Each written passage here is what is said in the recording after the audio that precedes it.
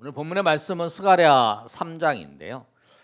스가랴의 말씀은 우리가 여러분들은 주일날 오시는 분들은 모르는데 우리 학계 선지자의 학계서를 1장, 2장을 살펴봤어요.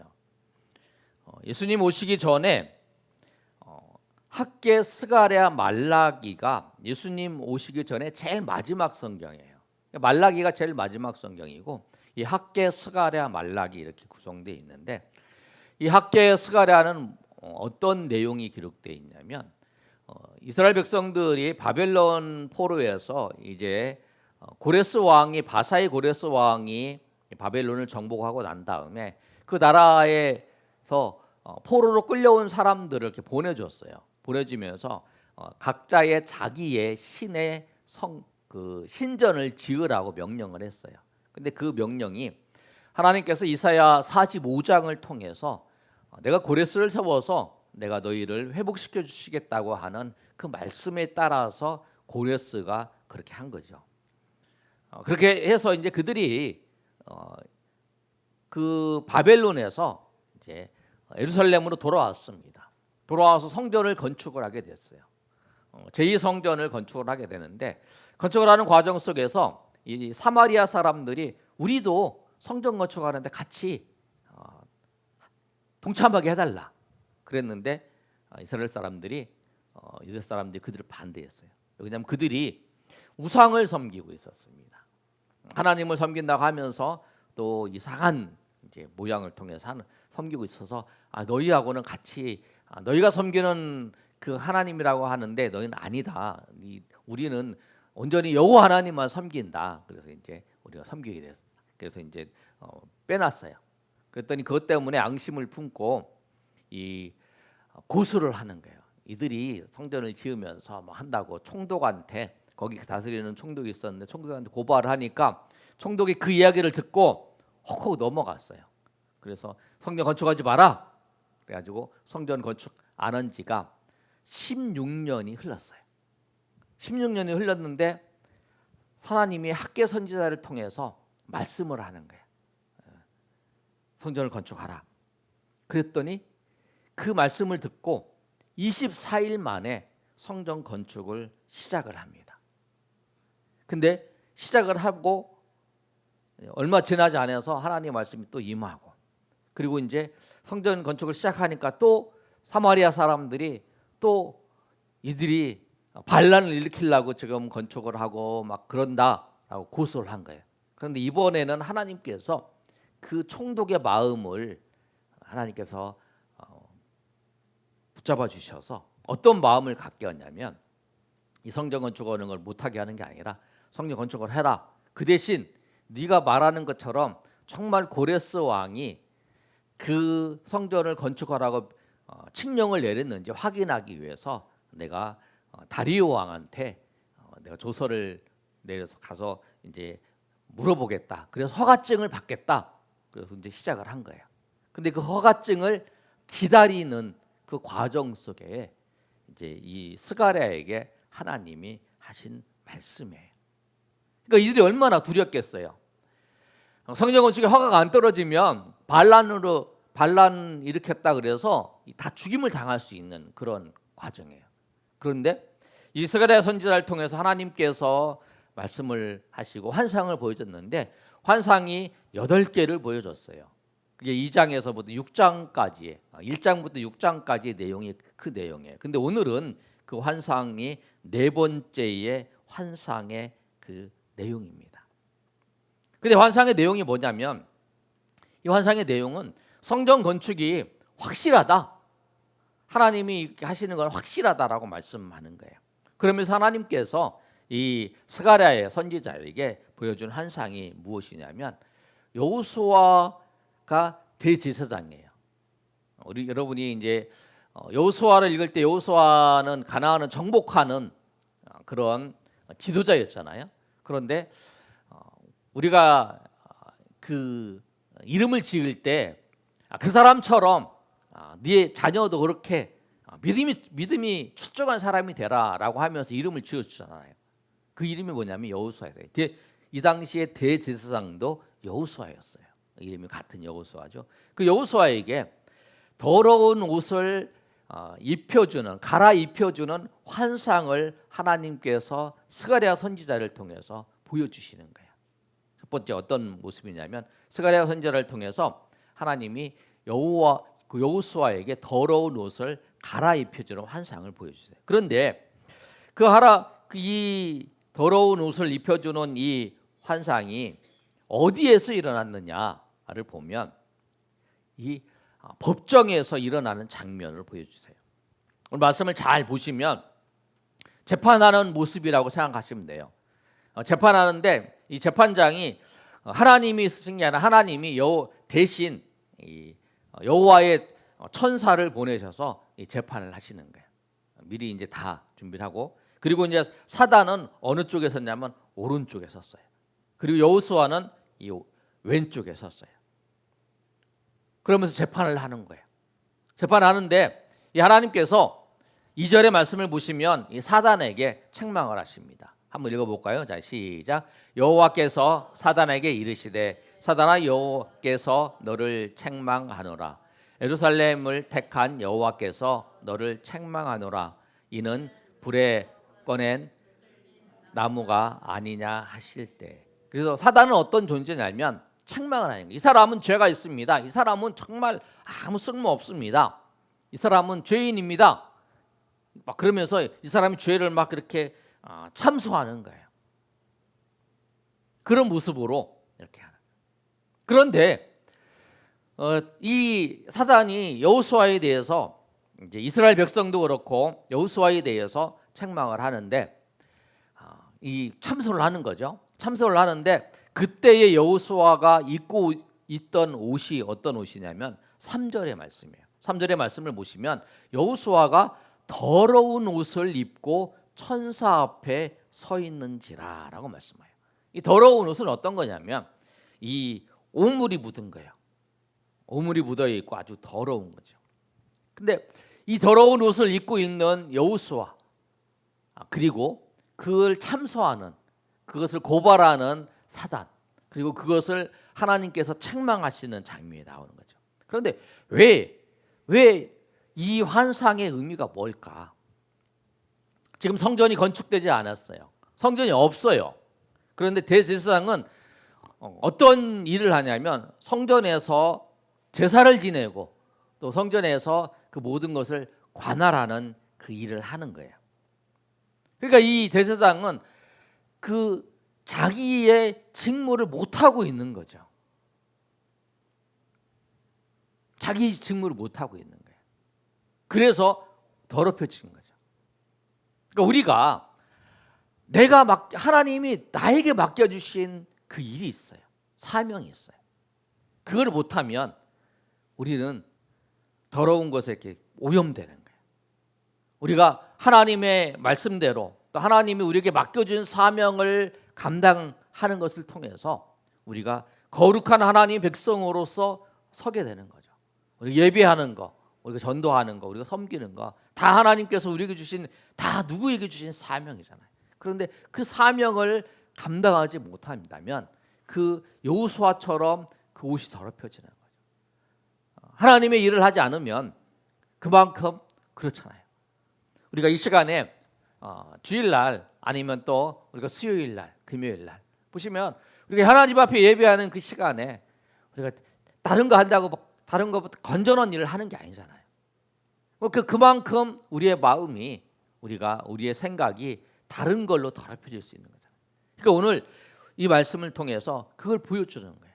그런데 오늘 하나님께서 어떻게 하시냐면 이 더러운 옷을 벗겨주세요.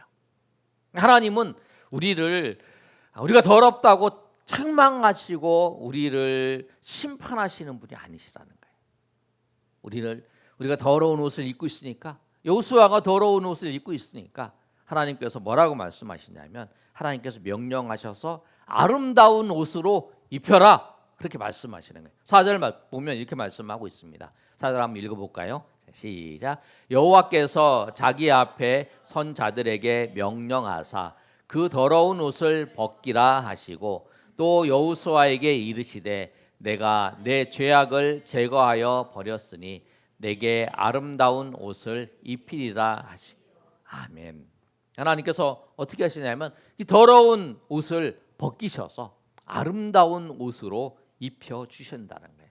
근데 이 말씀이 무엇을 뜻하냐면 성경 건축을 지금 하다가 지금 계속 하고 있죠. 하고 있는데 이 성전 건축 때문에 허가를 못 받으면 이 다리오 왕이 이 반란을 일으키는 자에게 다리오 왕이 왕이 됐어요. 522년에 왕이 됐는데 이 사건이 일어나는 520년까지 2년 동안에 바벨론에 큰 반란이 있었어요. 이 다리오 왕이 그 당시에 고레스의 이 자손이 아니고 군인들에 의해 군인이 왕이 된 거예요. 그래서 네가 무슨 왕이냐? 너는 고레스의 자손도 아닌데 네가 뭔 왕이냐? 그렇게 불만이 품은 사람들이 반란을 일으켜가지고 그 반란을 일으킨 그 지역에 가서 완전히 초토화를 시켜버린 거예요. 그게 2번이나 있었던 거예요. 그래 그거를 아는 거예요. 야 반란 그러면은 야 다 죽는다. 모든 사람이 다 죽는다. 그런데 지금 그 허가증을 받으러 지금 보냈는데 그걸 만약에 못 받으면 이게 반란으로 다 또 유대 백성들은 또 멸망당할 수 있는 그런 마음이 졸이고 있는 그런 상황이라는 거예요. 그런데 오늘 하나님께서 뭐라고 말씀하시냐면 이 여호수아의 옷을 갈아입혀 주시는 것을 보여주세요. 그건 뭐냐면 성전이 이제 완전히 그 하나님께서 이미 허락하셨다라는 거예요. 하나님이 이미 허락하셔서 이 여호수아가 제사장의 대제사장의 역할을 넉넉하게 감당할 것이다라고 하는 것을 확실히 보여주시는 거라는 거예요. 다리오의 허락이 아니라 이미 하나님께서 허락하셨다라고 선포하는 거라는 거예요. 근데 그 환상을 얘기를 들었을 때에 그 하나님의 백성들이 얼마나 안심을 했을까요? 얼마나 그리고 소망을 가지고 얼마나 기뻤을까요? 하나님께서 오늘 말씀처럼 우리의 죄악이 있어요, 우리가. 근데 하나님은 우리가 그 죄악을 보시는 게 아니라 그 죄악도 보시지요. 그러나 그 죄악 때문에 이 죄 때문에 고통당하고 있는 하나님의 백성을 보신다는 거예요. 아멘. 그게 중요해요. 죄도 보셔요, 하나님. 죄도 심판하세요. 그러나 그 죄 때문에 고통당하고 있는 그 죄 때문에 힘들어하고 그 죄 때문에 어려움 당하고 있는 그 모습을 하나님께서 보신다는 거예요. 마치 그거죠. 세상 모든 사람들이 저 자녀에 대해서 다 비난해요. 야, 어떻게 저렇게 저럴 수가 있느냐? 어떻게 인간이 그럴 수가 있느냐? 그런데 부모는 안 그러잖아요. 부모는 그 죄가 있지만 그래도 우리 자식 불쌍하다. 우리 자녀 정말 불쌍하다라고 하는 그런 마음으로 보는 것처럼 하나님께서 우리를 그렇게 보여주신다는 거예요. 그렇게 봐주신다는 거예요. 그래서 하나님이 우리에게 은혜를 지금 여호수아에게 그 옷을 갈아입혀 주시는 것처럼 하나님께서 우리에게 그렇게 해주신다는 거예요. 더러운 옷을 벗기셔서 아름다운 옷으로 입히셔서 그 일을 감당하게 하셨던 것처럼 하나님께서 우리를 그렇게 인도하신다는 것을 우리가 꼭 기억하시며 주님 앞에 나가시기를 소망합니다. 그래서 우리가 어떠한 상황과 순간이 여러분 가운데 있을지라도 하나님의 은혜를 절대로 바라봐야 됩니다. 그 은혜가 우리를 건지고 그 은혜가 우리를 인도한다라는 거예요. 여러분 다윗이 밧세바를 범할 때에 간음도 하고 살인도 했어요. 그런데 하나님께서 나단 선지자를 통해서 회개하라고 하나님께서 말씀하셨을 때에 그가 회개하고 하나님 앞에 나왔으며 그때 그 하나님께서 그를 회복시켜 주시고 인도해 주셨죠. 여러분 베드로도 보세요. 베드로와 우리 유다를 살펴보면 똑같이 하나님을 그 예수님을 배신했던 모습이잖아요. 그러나 베드로는 3번이나 예수님을 부인했지만 그가 나중에 회개하고 그리고 하나님 앞에 귀하게 사도로서 쓰임 받았던 것을 우리가 볼 수 있어요. 하나님은 우리를 포기하지 않으십니다. 그리고 우리를 포기하지 않으시고 우리를 붙드시고 우리를 인도하신다는 거예요. 오늘 이 말씀을 생각하면서 지금 상황이 어렵고 힘듭니까? 그렇다면 더욱 하나님 앞에 나아가고 하나님을 의지하고 하나님의 은혜를 갈망하며 주님 앞에 나아가시는 저 여러분 되시기를 예수님의 이름으로 축복합니다. 그러면 이 아름다운 옷으로 갈아입혔어요, 여호수아를. 그러면 그 아름다운 옷으로 갈아입힌 다음에 여호와의 천사가 여호수아에게 무슨 말을 했을까요? 그 한 말은 뭐냐면 하나님의 말씀과 규례를 지키라고 한 거예요. 하나님의 말씀을 지키라는 거죠, 정확하게 얘기하면. 우리 한번 읽어보겠습니다. 시작. 하나님의 말씀을 지키라 하십니다. 하나님의 말씀을 지키라는 거예요. 왜? 오늘 7절 8절의 말씀을 보시면 이렇게 말씀하고 있죠. 만군의 여호와의 말씀에 내가 만일 내 도를 행하며 내 규례를 지키면 내가 내 집을 다스릴 것이요 내 뜰을 지킬 것이며 내가 또 너로 여기 섰는 자들 가운데에 왕래하게 하리라. 이게 뭐냐면 하나님의 집 성전을 네가 다스릴 거라는, 하나님 말씀을 지키면, 그리고 사람들이 여기 서 있는 사람들이 너를 왕래할 것이다. 그리고 대제사장 너를 통해서 여호수아야 너 앞에 있는 동료들이 네 말을 따를 것이고 또 너를 통해서 그리스도 예수의 그 너희가 조상이 될 것이다라고 말씀하고 있는 거라는 거예요. 왜냐하면 하나님 말씀을 지키면 하나님이 집을 다스릴 뿐만 아니라 사람들도 너희의 말을 들을 것이다라고 말씀하고 있습니다. 이것이 무엇이냐면 우리는 보이지 않는 것, 우리는 보이는 것만 관심이 있어요. 그러나 모든 것은 하나님이 다스리고 계세요.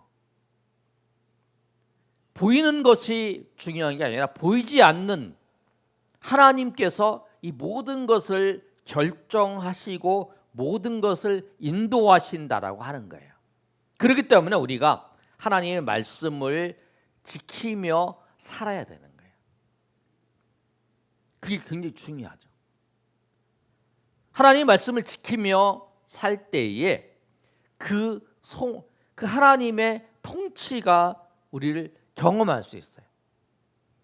하나님의 통치는 여러분이 하나님의 말씀을 지키든 지키지 않든 하나님의 통치는 이루어져요.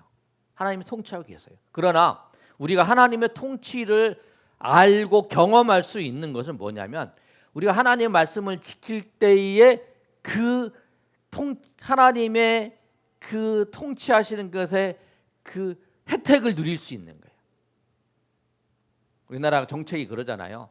자기가 가서 다 신고를 하고 그래야 우리가 다 누릴 수 있는 거잖아. 그거 똑같은 거죠. 왜냐하면 하나님 말씀을 지켜야 하나님께서 이루시는 그 은혜를 우리가 경험할 수 있어요.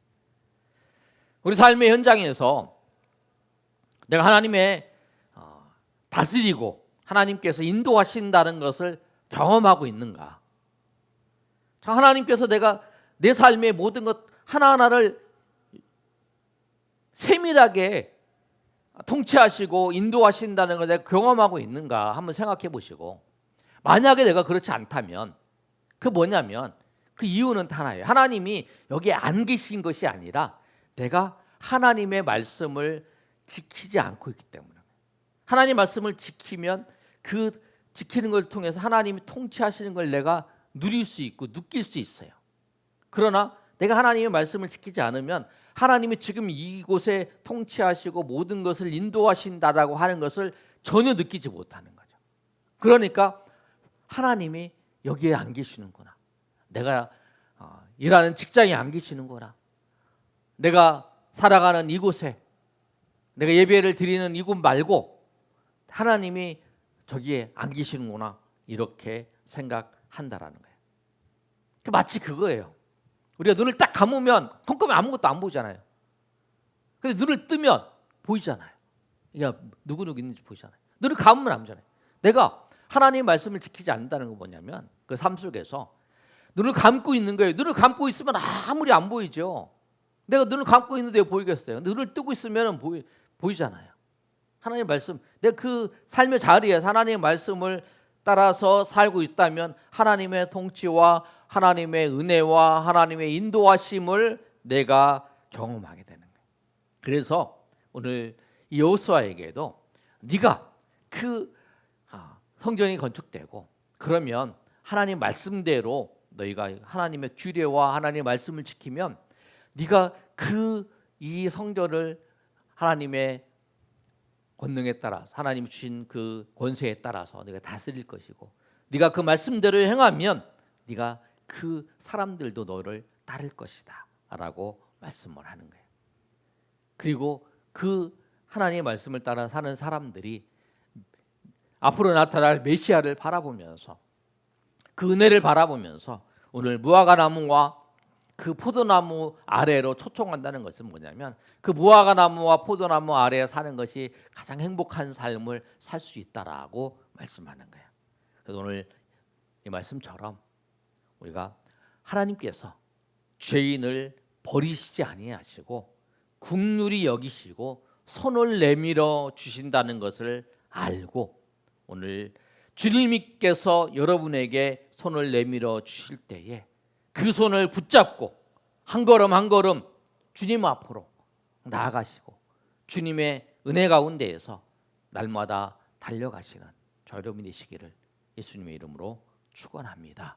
아멘.